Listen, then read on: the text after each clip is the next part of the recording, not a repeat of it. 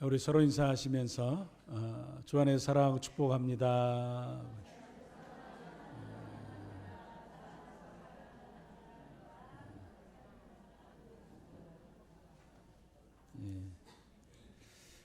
예, 오늘 아침에 뗄까 말까, 불을 뗄까 말까 고민을 하다가 아마 오전 예배를 드리게 될 때쯤 되면 우리 식구들이 많이 모일 테니까 이 몸에서 열기가 나서 오늘은 괜찮을 거다, 떼지 말자. 그래가지고 안 뗐어요. 좋게 추우시죠? 예, 옆에 사람 꼭 붙잡고 내가 난로가 되드릴게요. 한번 해보시라니까. 내가 당신의 난로가 되어드리리이다.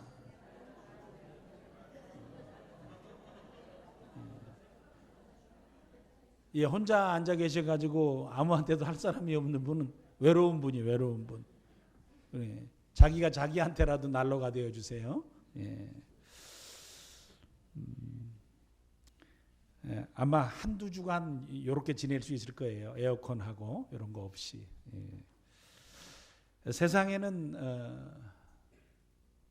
사람이 사는 동안 많은 갈등이 있습니다. 가장 갈등이 많은 곳이 사실은 가장 가까운 관계들이죠.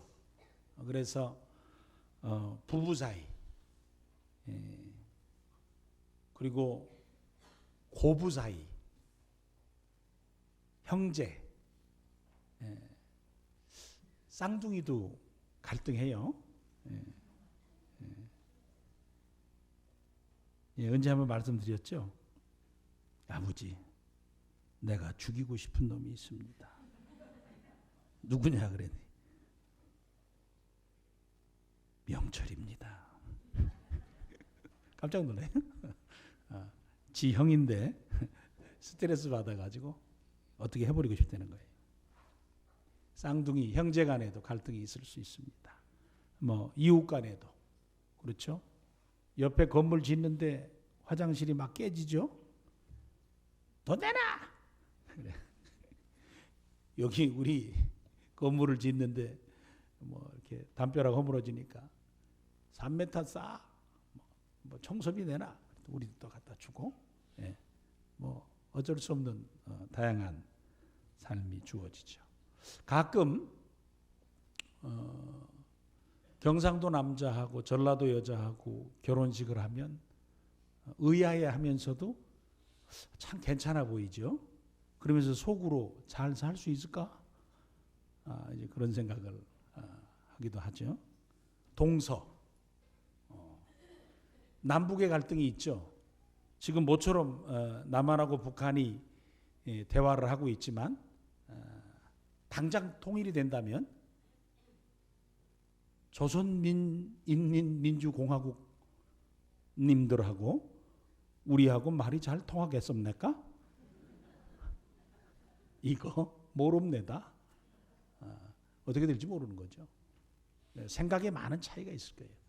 남북의 차이도 있고 동서의 차이도 있고 관계 속에서는 많은 어려움도 있습니다.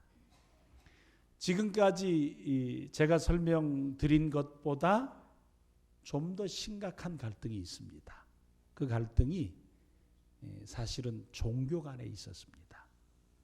그 위그너 전쟁이라고 서양 역사 가운데 30년 동안 기득권이었던 캐톨릭이 기독교를 프랑스에서 아주 핍박하고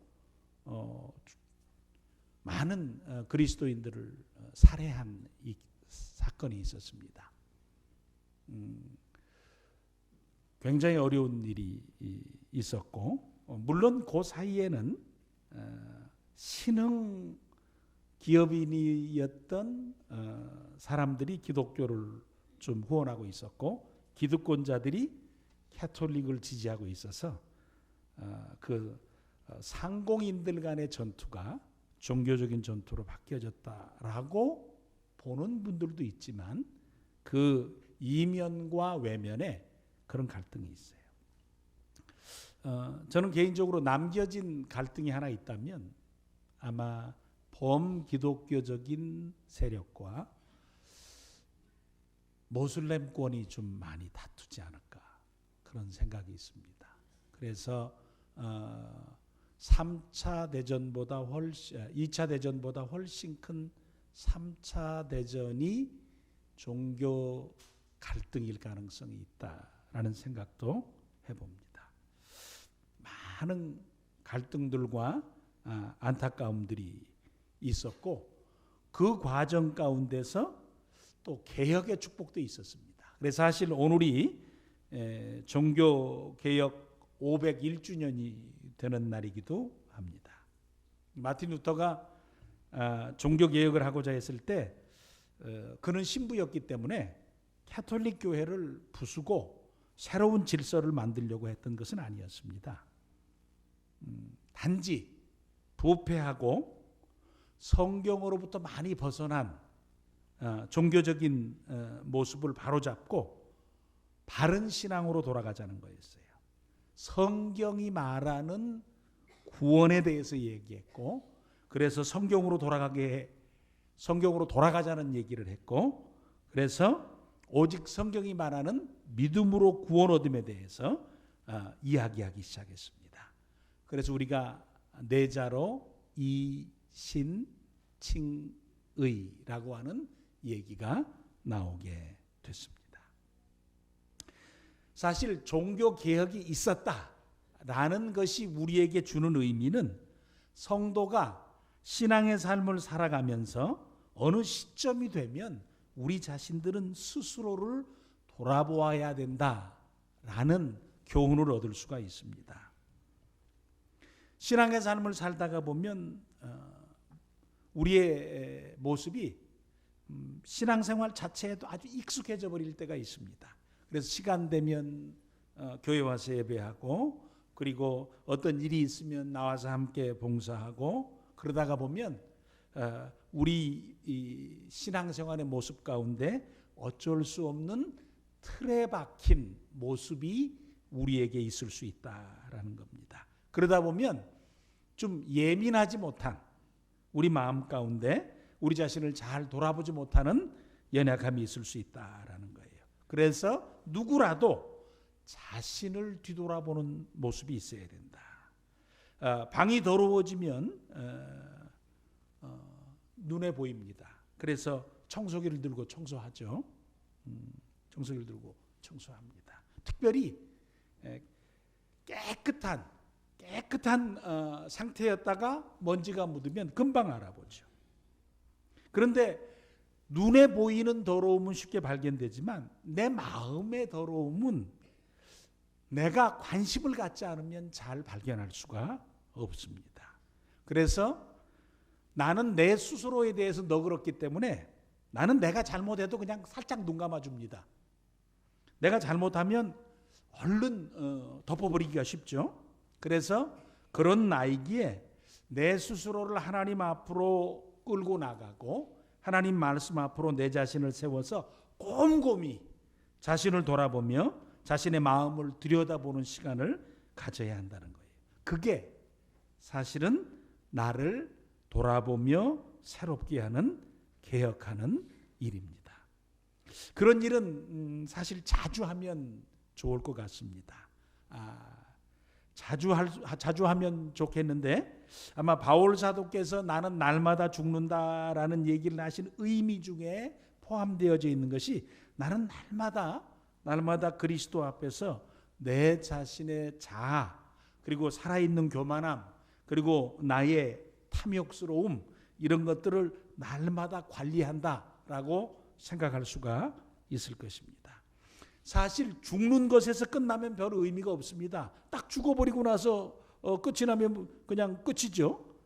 죽는 것이 목적이 아니라 죽은 다음에 무엇이 잘못되었는지에 대해서 깨닫고 난 다음에 바른 방향으로 나를 잘 끌고 나가서 하나님께서 주시는 믿음의 복된 열매가 내 삶에 맺어지는 것이 진정한 개혁입니다. 그래서 신앙의 삶을 살아가는 날 동안 저와 우리 사랑하는 식구들이 자주 하나님 앞에서, 하나님 말씀 앞에서 나를, 내 마음을 곰곰이 아주 꼼꼼하게 살펴보면서 내가 얼마만큼 지금 둔해졌는지, 그리고 얼마만큼 하나님께서 원하시는 모습에서 멀리 떨어져 있는지, 예민한 마음을 가지고 우리를 살피면서 내 자신의 모습을 잘 세워가고, 그리고 하나님께서 기뻐하시는 모습으로 온전하게 살아가도록 늘 나를 바로 세워가는 은혜가 저 우리 사랑하는 식구들의 복이 되기를 간절히 축원해 드립니다. 오늘 여호수아서 22장에 보면 루벤과 갓과 므낫세 반지파가 여호수아의 권면을 받고 이제는 자신들의 기업으로 돌아갑니다. 돌아가서 하나님 잘 섬기라고, 마음을 들여서 하나님을 섬기라고, 하나님 말씀 사랑하고 하나님 말씀 순종하라고, 그래서 손을 들어 축복해주고 이제는 그 축복을 받고 자신들의 기업으로 돌아갑니다. 7년간 전쟁터에서 있었으니 얼마나 고단하겠습니까? 고단한 시간을 보냈던 그 두 지파 반, 그분들이 자기들의 기업으로 돌아가서 첫 번째 한 일이 10절에 기록이 되어져 있습니다. 그들이 그 시간을 마치고 자기들의 가정으로 돌아간 다음에 가장 먼저 했던 일이 무엇이냐라는 거예요. 22장 10절 말씀 우리 같이 한번 읽어볼까요? 시작. 르우벤 자손과 므낫세 반지파가 가나안 땅 요단 언덕가에 이르자 거기서 요단 가에 제단을 쌓았는데 보기에 큰 제단이었더라. 뭘 하나 쌓았다고요? 제단이 아니고 큰 제단을 하나 만들었다고요. 여기에 보기에 큰 제단, 눈에 띌 만한 큰 제단. 이 말은 무슨 말이에요? 그냥 사람이 무슨 일을 할 때 살짝 하려고 하지 않고 누군가에게 뭐 하기 위해서 했다는 거예요? 보여주기 위해서 했다는 거예요. 야, 봐라 이거예요. 봐라. 보통 자기가 무슨 일을 하면 은밀하게 감추고 싶잖아요. 근데 이건 그 일이 아니고 오히려 발견되기를 원하는 거예요. 봐라! 라고. 그 일이 뭐냐면 큰 제단을 쌓은 것이었습니다. 누구 보내는 거예요? 이렇게 큰 제단 쌓았는데 그러면 도대체 돌아간 두 지파 반, 루벤과 갓과 므낫세 반지파가 누구 보라고 큰 제단을 만들어 놨다는 거예요. 서쪽에 있는 자기 동족들 보라고 만들어 놨다는 거예요. 그러니까 서쪽에 있는 사람들 눈에 딱 띄었어요. 눈에 딱 보니까 쟤들 뭐 하는 거야? 저기 제단이 쌓았는데 이거 엄청 큰데 저거. 쟤들 저거 왜 쌓았지? 그들이 제단을 크게 쌓자, 큰 제단을 만들자 그 만든 사건에 대해서 서쪽에 기업을 받은 10지파가 어떤 반응을 했는지가 12절 말씀에 나옵니다. 12절에 보니까 이스라엘 자손이 이를 듣자 곧 이스라엘 자손의 온 회중이 실로에 모여 그들과 뭐하러 가니라 그랬냐면 싸우러 갔다 그랬어요. 예, 10지파가 모여가지고 몰려가서 두 지파 반하고 싸우면 살리겠다는 거요, 죽이겠다는 거요. 예, 나중에 사사기에 하나 나오는데 사사기 때에 베냐민 지파의 한 사건이 나와요. 그건 오늘 자세하게 다루면 그러니까 레위인 제사장이 그때 첩이 있었고 그것 자체가 잘못이죠. 첩이 집으로 갔을 때 데리고 오는 사이에 그 베냐민 자손이 그 첩을 범하게 되고 그래서 그 제사장이 다 12갈래로 지파에게 나누자 그 지파들이 다 모여서 베냐민 지파를 싹 없애버리려고 그랬어요. 그러니까 이 사람들이 가지고 있는 어떤 그 마음들이 팍 드러나게 되어졌을 때 굉장히 무서운 쪽의 현상들이 벌어지는 걸 볼 수 있어요. 그러니까 여기에 지금 두 지파가 한 일에 대해서 10지파가 딱 모여가지고 야, 안 되겠다. 지금 저기 무슨 짓을 한 것이냐? 저들이 한 것은 명백한 명백한 불경한 일이고 정말 신성모독한 일이기 때문에 저들은 처단해야 된다. 그리고 열 지파가 모여서 그 일을 행하기 위해서 모였다라는 거예요. 그런데 다행히도 그 일을 하기 전에 어떤 일이 있었냐면 13절과 14절에 이스라엘 자손이 그래도 잠깐 멈추어 서서 여기 엘르아셀의 아들 비느하스와 그 다음에 열 지파의 천부장을 먼저 보내서 알아보게 하자 그럽니다. 문제가 발생했을 때 그 문제를 어떻게 처리하느냐는 너무너무 소중합니다. 성경은 어떤 문제가 딱 발생했을 때 우리에게 성도가 어떤 상황이 발생하고 어떤 문제가 발생했을 때 그 일을 어떻게 처리해야 되느냐라는 것에 대해서 잘 가르쳐 주십니다. 첫 번째는 잠언의 두 말씀을 저희들이 관심을 갖고 살펴보아야 됩니다. 잠언 18장 13절과 18장 17절입니다. 같이 읽습니다. 시작. 사연을 듣기 전에 대답하는 자는 미련하여 욕을 당하느니라. 송사에서는 먼저 온 사람이 말이 바른 것 같으나 그의 상대자가 와서 밝히느니라. 두 구절을 통해서 우리가 알 수 있는 것은 어떤 문제가 발생해서 가해자와 피해자가 생겼을 경우에 양쪽 얘기를 잘 뭐하라는 거예요? 들어보아라. 여러분, 우리 마음은 내가 좋아하는 사람 쪽으로 움직입니까? 아니면 공정하게 움직여질 때가 있습니까? 그렇죠. 우리는 다 그래요. 그래서 우리는 이 사람이 잘했냐, 이 사람이 못했냐 상관없죠. 내가 좋아하는 사람이 못했어도 뭐한 거예요? 잘한 것이고, 내가 싫어하는 사람이 잘했어도 못한 것이죠. 이러면 안 된다는 거예요. 그렇죠? 그래서 가해자와 피해자가 발생했을 때 양쪽 얘기를 잘 들어봐라. 특별히 누구 얘기를 좀 잘 들어줘야 될 거예요? 여러분 같으면 누구 얘기를 들어줘요? 내가 좋아하는 사람 말고 피해자 쪽 얘기를 잘 들어줘야죠. 첫 번째 얘기, 잘 들어라 라는 거예요. 그 문제에 대해서 잘 듣고 그 상황을 잘 분별해라. 두 번째는요, 신명기 19장 15절에 시작. 사람의 모든 악에 관하여 또한 모든 죄에 관하여는 한 증인으로만 정할 것이 아니요 두 증인의 입으로나 또는 세 증인의 입으로 그 사건을 확정할 것이며, 즉 제3자 증인이 있으면 증언을 받되 한 사람 안 된다는 거예요. 두 사람이나 세 사람이나 증언하게 해서 공정성을 기하라. 이 재판이 아주 공정한 재판이 되게 해라. 세상에 유명한 말이 있죠. 뭐가 있으면 죄가 없고 뭐가 없으면 죄가 없다고요?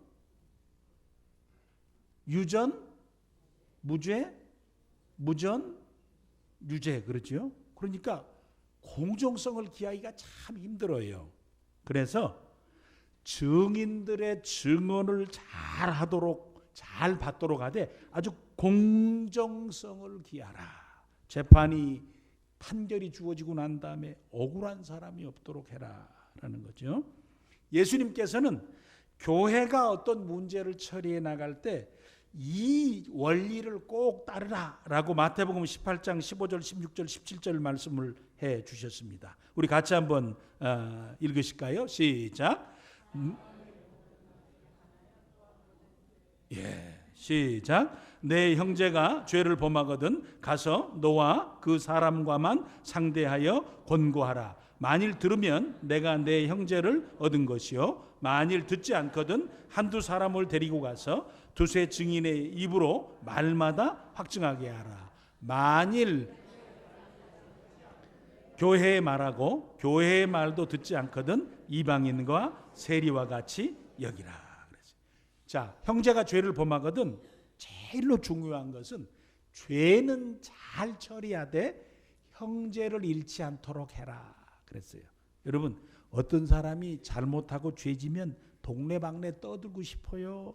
아니면 가가지고 당신 그러면 안 된다고 이렇게 조용히 잘 처리해서 그 사람의 잘못은 잘 다루고 그 사람이 다른 사람에 의해서 범죄자나 잘못한 사람 취급받지 않도록 나한테만 잘못한 것이지 또 어떤 일에만 잘못한 것이지 모든 사람에게 잘못하고 모든 일에 잘못한 거 아닌데 그 문제에 대해서 이야기하면서 마치 모든 것을 그처럼 살아가는 잘못된 인생인 것처럼 인식시켜주는 잘못을 범하지 말아라라는 거예요. 그래서 죄는 잘 다루고 형제, 사람은 잘 보호해 주어라. 근데 안 들으면 내가 나하고 상의할 수 있는 사람하고 상의해서 그 사람을 데리고 가고 두세 증인을 세워서 너 그러면 안 된다라고 정확하게 얘기해 주라라는 거예요. 만일 그도 안 들으면 이제 교회로 하여금 권고하고 권면하게 하고 교회의 말도 듣지 않으면 어떻게 하라고요? 이방인과 세리와 같이 여기라라는 거예요. 근데 이 말씀 중에 소중한 말씀이 형제의 죄는 잘 다루되 형제로 하여금 인격적으로 낙인 지켜 살지 않도록 그를 잘 보호해 주라라는 거예요. 죄는 권위 있게 잘 다루어서 그의 죄로 밝혀주되 그가 죄인으로 낙인 찍힌 인생을 살지 않도록 잘 보호해 주고 최대한 그의 인격을 보존해 주어라라는 거지요. 그리고 한 가지 더 우리에게 교훈하십니다. 갈라디아서 6장 1절입니다. 시작. 형제들아, 사람이 만일 무슨 범죄한 일이 드러나거든 신령한 너희는 온유한 심정으로 그러한 자를 바로잡고 너 자신을 살펴보아 너도 시험을 받을까 두려워하라.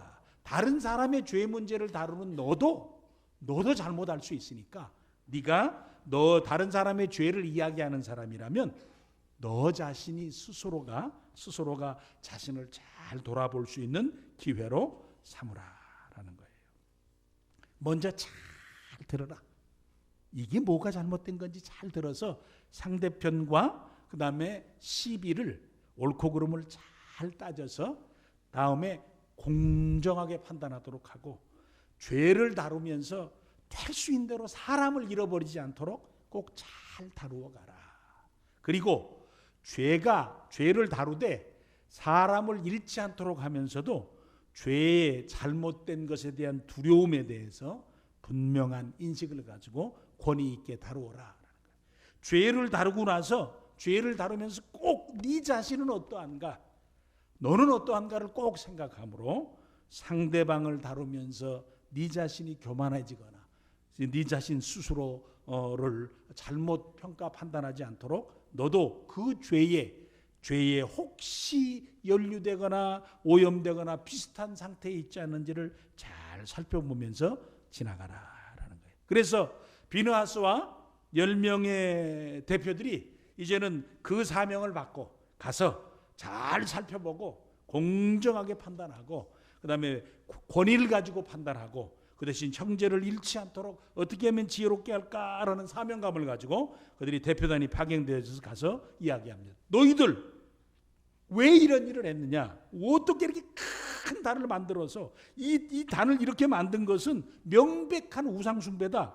지금 하나님께서 우리에게 주시는 제단이 따로 있는데 그 제단 말고 네가 스스로 제단을 만들어서 너희 마음에 원하는 대로 큰 제단을 만들었다고 하는 것은 하나님 앞에 명백한 범죄 행위고 이것은 있을 수가 없다. 우리는 그래서 너희들의 행위를 우상숭배로밖에 간주할 수 없다.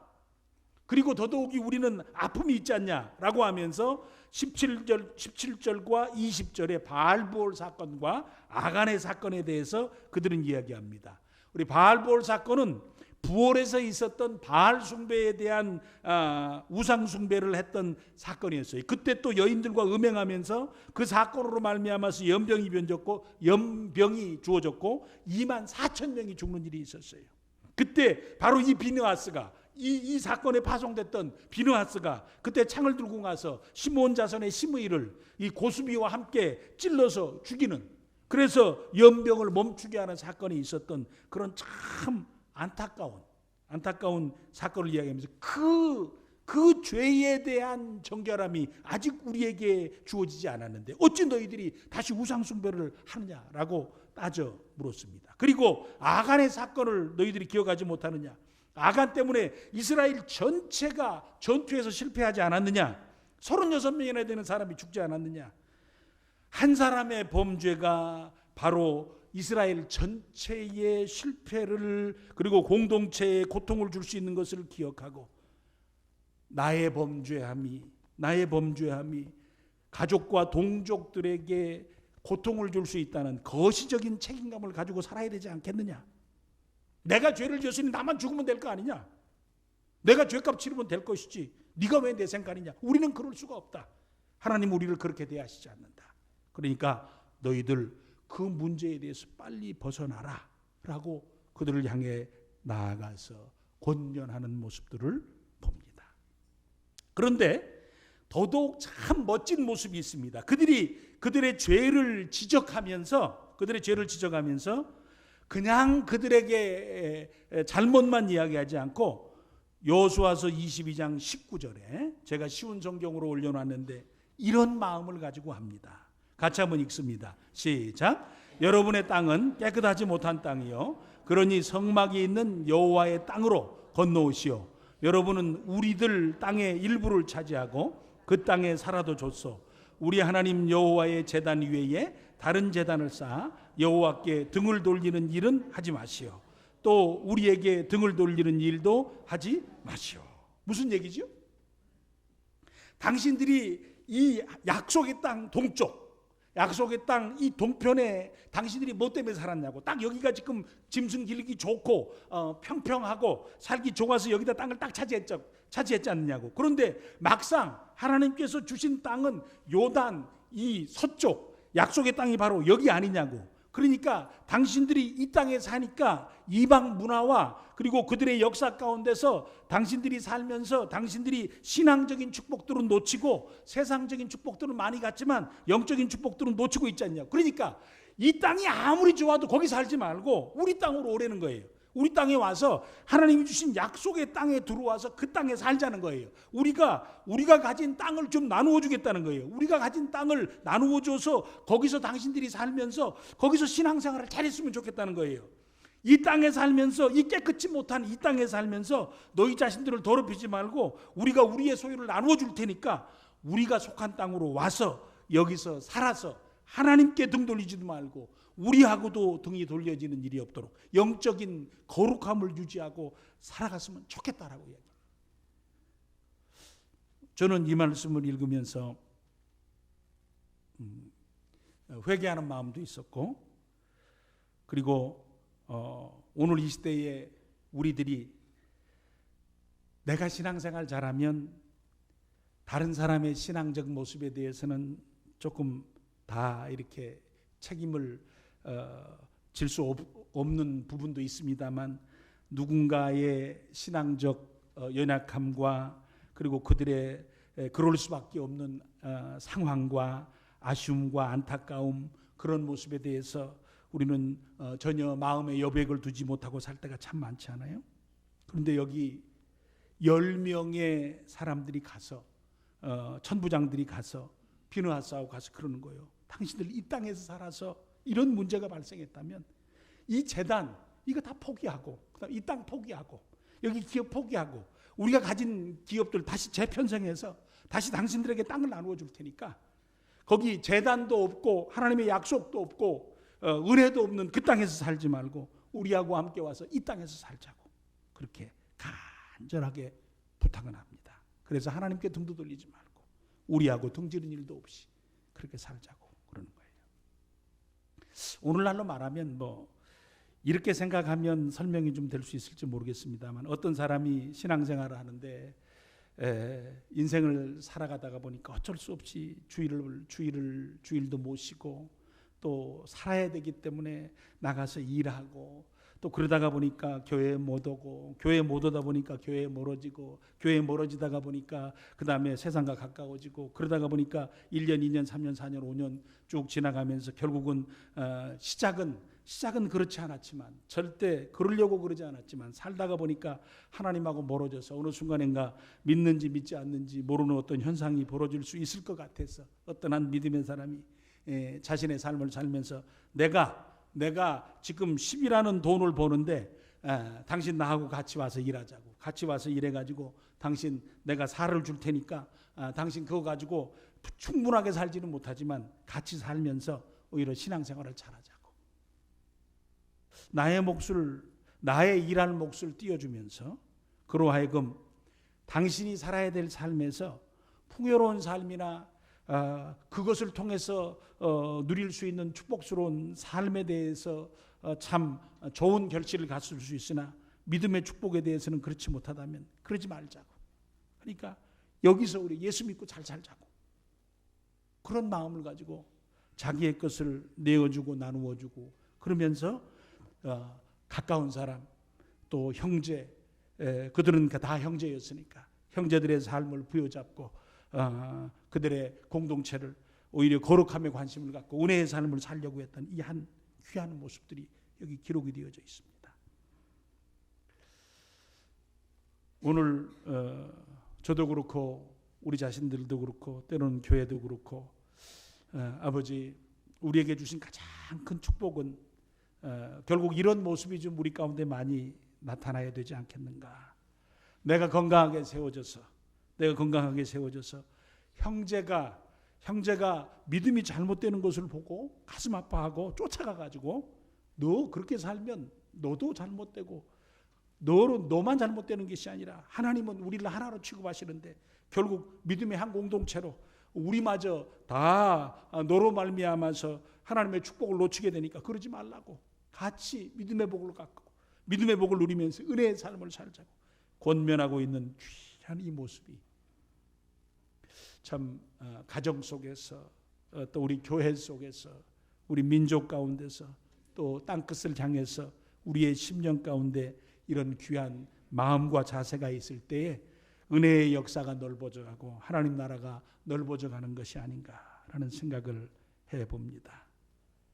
다양한 상황에서 연약해져 있고 고통받는, 그래서 그들을 향해서 잘못된 것을 지적해 주지만 어떻게 하면 도와줄까 고민하면서 그들의 땅으로 불러들이려고 하는 이 열 천부장과 비누아스의 모습은 참 우리에게 소중한 은혜를 가진 자, 진정한 믿음의 사람이 어떻게 우리의 삶을 살아야 되는가를 우리에게 설명해 주고 있는 귀한 모습이 아닌가라는 생각을 합니다. 그때 르우벤과 갓과 므낫세 반지파가 깜짝 놀랍니다.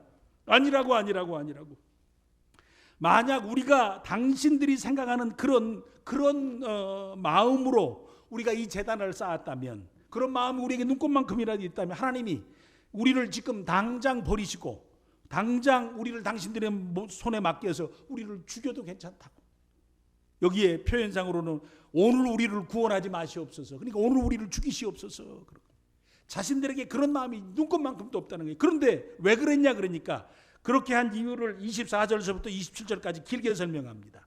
24절에서 27절까지 읽으면 기니까 제가 한마디로 요약을 딱 하면 이런 것이에요. 지금 우리가 와서 보니까 당신들이 이야기한 대로 이쪽 요단강 동쪽은 정말 살기는 좋은 땅이나 우리가 살다가 보면 결국 이 땅은 나중에 역사가 지나는 동안에 하나님이 약속하신 약속의 땅이 아니라는 평가 가운데 있을 수밖에 없고, 이 땅은 하나님이 주신 진정한 기업이 아니라고 이야기할 수 있고, 이 땅에 사는 우리에게는 결국 나중에는 선민이 아니라는 평가까지 주어질 수 있어서 시간이 지나고 세월이 지나면 그 다음에는 우리는 하나님을 예배할 수 있는 자격이 없다고 우리에게 평가될 것이다. 그런데 우리가 어떻게 그럴 수 있느냐? 그래서 우리는 그런 취급을 받을 수 없다. 그러니까 우리가 큰 단을 세워가지고 우리도 하나님의 백성이고 우리도 하나님을 예배하는 자고 우리도 하나님께 속한 자며 선민이며 하나님의 약속과 은혜의 백성이라는 사실을 우리도 증명하기 위해서 여기다가 바로 이것을 한 것뿐이라고 설명을 합니다. 우상숭배의 흔적이 아니고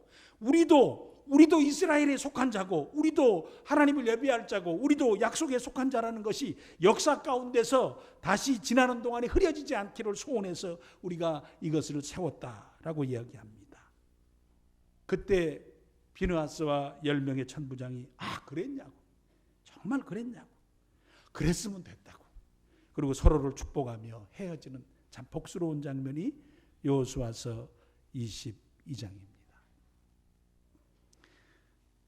기업으로 돌아가서 제일 먼저 한 일이 단을 세우는 일이었어요. 7년간 7년간 하나님이 하신 일을 보니까 하나님의 복을 받아야 되겠는데 우리가 이편에 서가지고 나중에 약속 외의 사람이라고 우리가 평가되면 어떻게 하나. 그러니까 이게 뭔가 흔적이 있어야 되는데 여기다 단을 좀 쌓아놓자. 그리고 분명 이 단을 쌓아놓으면 뭔가 이게 반응이 올 건데 그러면 그때 이런 얘기들을 하자라고 아마 계획했는지는 모르겠어요. 그러나 그런 일이 결과적으로 벌어졌고 그래서 그 상황 가운데서 그것들이 서로 이해되어졌습니다. 또 이쪽에서 보니까 가자마자 무슨 쟤들이 지금 단을 잘못 쌓아가지고 저렇게 가면 안 되는데 저렇게 하나님 섬기라고 보낸 것이 아닌데 그러고 쫓아가가지고 이거 아니라고 이렇게 하면 안 된다고 해가지고 그들이 신앙생활을 어떻게 하겠다는 건지 그들의 이 의미가 무엇인지 왜 이렇게 하나님 앞에 섰는지에 관해서 서로 간에 교통하고 교제하면서 깨닫고 아 그렇구나 이것이 너희들의 결심이었구나 우리도 하나님의 사람이란 결심이었구나 라는 사실을 서로 인식하고 인정하고 그리고 축복하며 헤어지는 귀한 모습. 여기에서 10지파나 2지파 반이 가지고 있는 너무 소중한 모습이 하나님 앞에서 그들의 신앙적인 축복 그리고 예배자의 삶 하나님과의 관계를 가장 우선적으로 소중히 여기며 그들이 잘못된 것을 고쳐주기 위해서 쫓아갔고 아니라고 우리는 하나님의 축복을 누리고 살기 위해서 이 일을 한 것이라고 고백을 하며 하나님 앞에 섰던 이 장면이 얼마나 참 아름다운가라는 거예요. 헤어지고 나서 그들이 큰 싸움을 할 뻔했는데 그들의 첫 번째 만남 가운데서 확인한 것은 우리는 하나님을 두려워하고 하나님을 잘 섬기기를 원합니다라는 간절함을 가지고 하나님 앞에 선 12지파의 귀한 모습을 저희들이 확인하게 됩니다. 우리의 삶을 살아가는 날 동안 인생에 있어서 참 기쁨의 삶을 살기를 원합니다. 우리는 참 행복하게 살았으면 좋겠습니다. 그래서 이 영어로 단어 풀이를 하는 과정 가운데 기쁨이라는 단어를 joy라고 합니다. joy, J-O-Y 그래요. 언젠가 한번 말씀드렸지만 크리스찬 중에 누군가가 그 단어를 이렇게 풀이했습니다. 어떻게 하면 성도는 기쁘게 살 수 있을까? 그러니까 joy의 제일 먼저 J를 Jesus first. 예수님 가장 우선주의로 살아라. 예수님 가장 먼저. 내가 어떤 일을 하든지 어떤 삶을 살든지 어떤 생활을 하든지 하나님 앞에서 나의 삶의 모습, 나의 신앙의 상태, 나의 영적인 상태를 가장 먼저 살피고 그것이 잘 유지되고 보존되고 또 그 삶을 잘 살아가기 위한 것이 가장 먼저. 내가 이사를 가든지 학교를 가든지 취직을 하든지 무엇을 하든지 어떤 일을 하든지 내가 Jesus first 믿음이 가장 우선된 삶을 살아갈 때 우리에게 진정한 기쁨이 주어질 수 있다라는 거예요. 또 others second 그리고 여기 이스라엘 백성들처럼 와가지고 당신들이 이쪽에 살 때 이방 땅에 사니까 바로 우상 숭배를 할 수밖에 없지 않냐. 그러니까 우리한테 오라고 여기 거룩하지 못한 땅에 살지 말라고 여기 와서 같이 살자고 그들의 땅을 같이 나누기를 소원하면서 자기의 2지파 반을 생각했던 9지파 반에 그 2지파 반을 생각하는 others second 그 귀한 마음이 저희의 두 번째 원리라면 그 다음에는 자기들 다 여기 9지파 반이나 2지파 반이나 하나님 앞에서 어떻게 거룩하게 살 것인지 하나님 앞에 어떻게 신실하게 살 것인지를 자기 스스로에게 물으면서 신앙의 삶을 살았던 yourself third. 그래서 하나님 우리의 인생을 살아가는 동안에 진정한 기쁨이 있도록 도와주시고 서로의 신앙의 문제에 관해서 관심을 갖고 쫓아가고 신앙의 문제를 표현하기 위해서 정말 애를 썼던 이스라엘 백성의 이 초창기의 아름다운 모습이 우리의 신앙의 축복이 되게 하셔서 정말 하나님 앞에 거룩함과 두려움을 잘 유지하고 신실하게 지켜가면서 은혜의 삶을 잘 살아가시는 저 우리 사랑하는 식구들 또 우리의 가문들이 되기를 간절히 축원해 드립니다. 아버지 하나님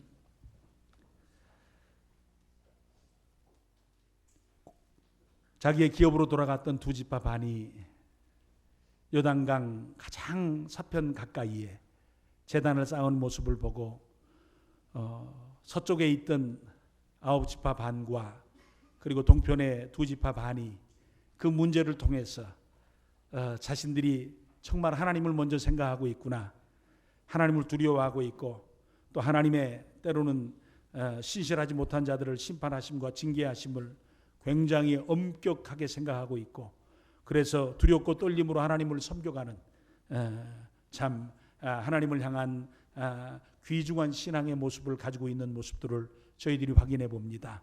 아버지, 저희들도 하나님을 두려워하며 하나님을 공경하며 살아갈 수 있는 귀한 믿음의 복이 저희들의 복이 되기를 소원합니다.